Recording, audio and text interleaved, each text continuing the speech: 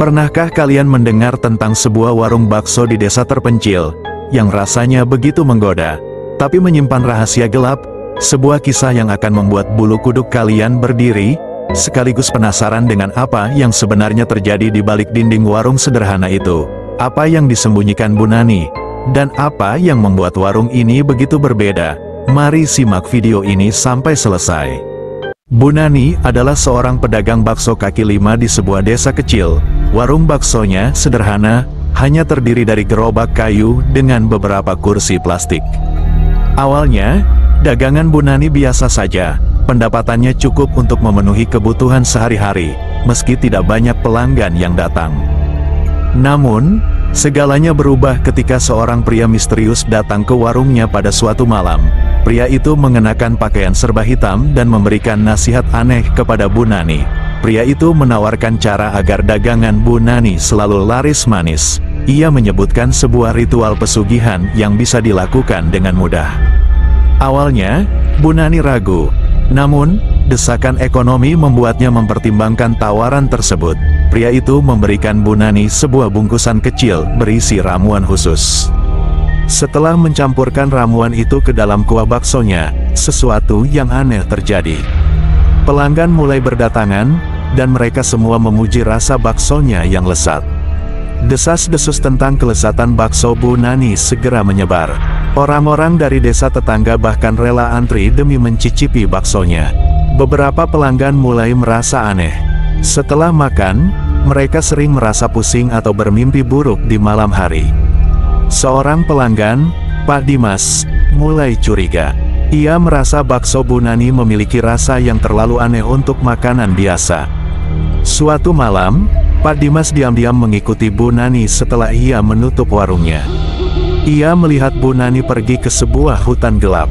Di tengah hutan, Bu Nani melakukan ritual dengan membaca mantra dan membakar kemenyan. Ia berdoa kepada makhluk halus agar dagangannya tetap laris. Pak Dimas merasa ngeri dan segera melaporkan apa yang dilihatnya kepada warga desa. Namun, warga enggak percaya karena mereka terlalu menyukai bakso Bu Nani. Bu Nani terus menjalankan ritualnya. Setiap malam Jumat, ia harus memberikan persembahan berupa ayam hitam ke makhluk gaib. Namun, suatu malam, Bu Nani lupa melakukan ritual tersebut. Pagi harinya, baksonya mendadak basi, dan pelanggan mulai mengeluh. Ketika Bu Nani mencoba kembali melakukan ritual, ia merasa kehadiran makhluk itu semakin menakutkan. Suara bisikan gaib terdengar jelas di telinganya. Pelanggan mulai menjauh dari warung Bu Nani. Mereka mendengar cerita aneh tentang asal-usul rasa baksonya. Warga desa akhirnya berkumpul untuk mengusir Bu Nani setelah Pak Dimas menunjukkan bukti ritualnya di hutan. Bu Nani pergi dari desa, meninggalkan warungnya yang kini kosong.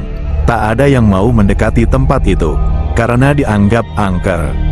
Setelah kepergiannya, beberapa orang mengaku masih melihat bayangan Bu Nani di sekitar warungnya saat malam tiba. Warung bakso Bu Nani menjadi legenda di desa itu. Ceritanya menjadi peringatan bagi mereka yang ingin menggunakan cara-cara instan untuk mencari rezeki. Bu Nani berjalan dengan langkah gontai meninggalkan desanya, membawa sebuah tas kecil yang nyaris kosong. Angin malam berhembus kencang, seakan mengusirnya dari tanah kelahirannya. Ia menoleh ke belakang, melihat asap tipis dari warungnya yang telah dibakar massa. Di tengah perjalanan, hutan mulai menelan jalan setapak. Pohon-pohon besar dengan akar menjalar seolah ingin menjerat kakinya. Kabut tebal mulai muncul, menyelimuti pemandangan di depannya. Bu Nani merasa ada sesuatu yang mengikuti dari belakang. Setiap kali ia menoleh, hanya kegelapan yang ia temui. Tapi ia yakin langkah-langkah itu bukan miliknya sendiri. Setelah berjalan selama berjam-jam, ia tiba di sebuah rumah kayu kecil di tengah hutan. Rumah itu tampak usang, dengan lumut menutupi dindingnya. Namun, di atas pintu terdapat papan kayu bertuliskan Warung Bakso Nani. Pintu rumah itu terbuka perlahan, menghasilkan suara berderit yang menusuk telinga. Bu Nani merasa ragu, tetapi sesuatu seolah memaksanya untuk masuk ke dalam. Di dalam rumah, ia menemukan perabotan yang sangat familiar. Meja, kursi, dan alat masak semuanya mirip dengan yang ada di warungnya dulu. namun terlihat lebih gelap dan berdebu. Dari sudut ruangan, muncul bayangan besar yang menyerupai sosok humanoid. Matanya merah menyala, dan taringnya tajam seperti binatang buas. Makhluk itu berbicara dengan suara berat. "Kau telah memenuhi janjimu, Nani. Tapi ini belum selesai. Kau harus melanjutkan warung ini di dunia kami." Ruangan itu tiba-tiba berubah. Meja-meja penuh mangkuk bakso muncul dari kegelapan, dan api dapur menyala terang. Aroma bakso memenuhi udara, namun bercampur dengan bau anyir darah. Pintu rumah kembali terbuka, dan orang-orang mulai masuk. Wajah mereka kosong, mata mereka gelap tanpa kehidupan. Mereka duduk di meja-meja, menunggu disajikan bakso. Bu Nani tahu ini bukan pelanggan biasa.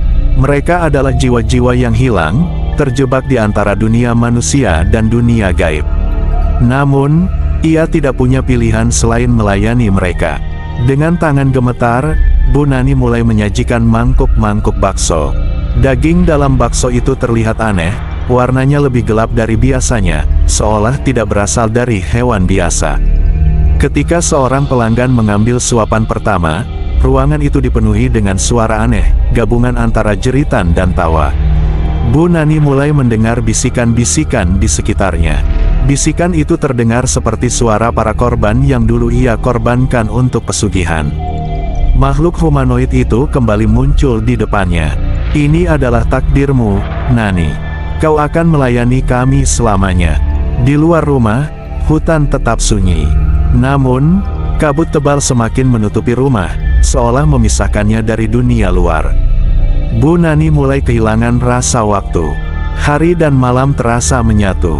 Pelanggan datang dan pergi, tapi tidak ada seorang pun yang benar-benar hidup.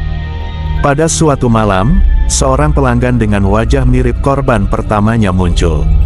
Ia menatap Bu Nani dengan senyum menyeramkan. Bu Nani ingin lari, tapi kakinya tidak bisa bergerak. Ia terjebak di warung itu, seperti bayangan yang menjadi bagian dari dirinya. Warung bakso Bu Nani kini menjadi legenda di tengah hutan. Orang-orang yang tersesat di hutan sering melihatnya, namun tidak pernah kembali setelah masuk ke dalam.